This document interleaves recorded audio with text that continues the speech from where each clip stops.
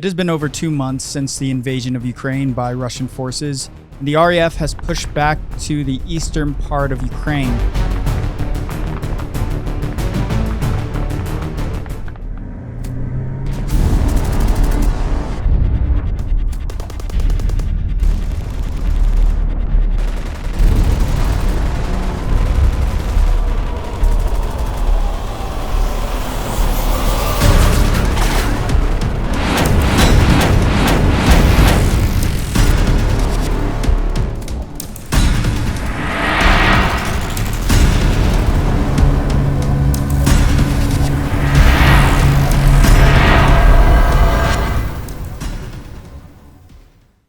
Massive logistical issues within the Russian military have caused supply, support, and communication issues. Many onlookers feel the Kremlin has miscalculated, believing the initial military action will be enough to stun Ukraine into submission, and now that hasn't happened, the supply chain issues are shining through. This has forced the RAF to regroup, resupply, and rethink their invasion strategy of Ukraine.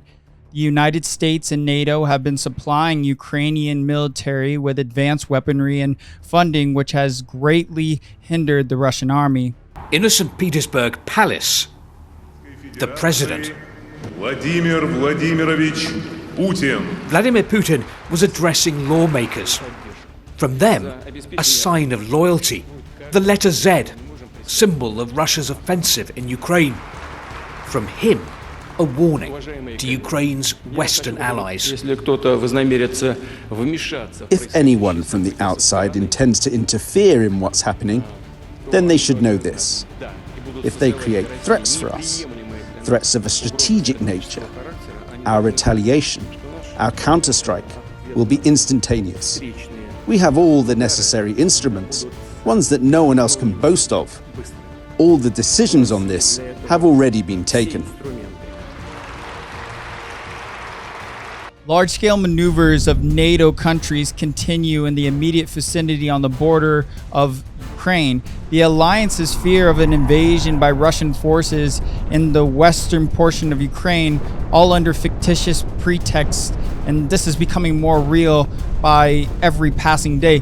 The NATO forces are preparing for a major defensive of the western part of Ukraine. Tonight, troops from NATO countries are descending across Europe. 30,000 are now in a remote coastal corner of Norway, nearly 200 miles above the Arctic Circle. Today's scenario, Norway being attacked by another nation. This is a portion of the country that is vital and necessary supply route for Kiev because it will free up the resources and allow the transfer of additional units of the armed forces of Ukraine to the Donbas front. On the fronts along the entire length of the eastern line of contact, the armed forces of Ukraine are initiating a counterattack near Kharkiv, and they advance to the area of Lyman, Yamantol, and Severodonetsk. They then will march to the Popasina area and pressing the offensive to the cities of Zaporizhzhia and Donetsk. The battles in Kharkiv are intense. After the withdrawal of units of the Russian forces from Stary Saratov, it will only be a matter of time before the RAF will be forced to retreat of the northeastern outskirts of Kharkiv. In an effort to prevent the encirclement of the Russian army, High Command has made a decision to withdraw Russian units from Cherkony, Cherkasky, Tisky, and Lipsy. The RAF controls a 7 to 8 kilometer buffer zone north of Kharkiv. In general, this is not a critical area, but it is a point of tension for the Ukrainian forces. On the Izum part of the front, the armed forces of Ukraine pulled up reserves and reinforced them with artillery such as MLRS and Tosky-U. But the Russian allied forces are breaking through Ukraine's strongholds to the south. But near Lyman, Russians' progress is slowed down due to massive forest fires.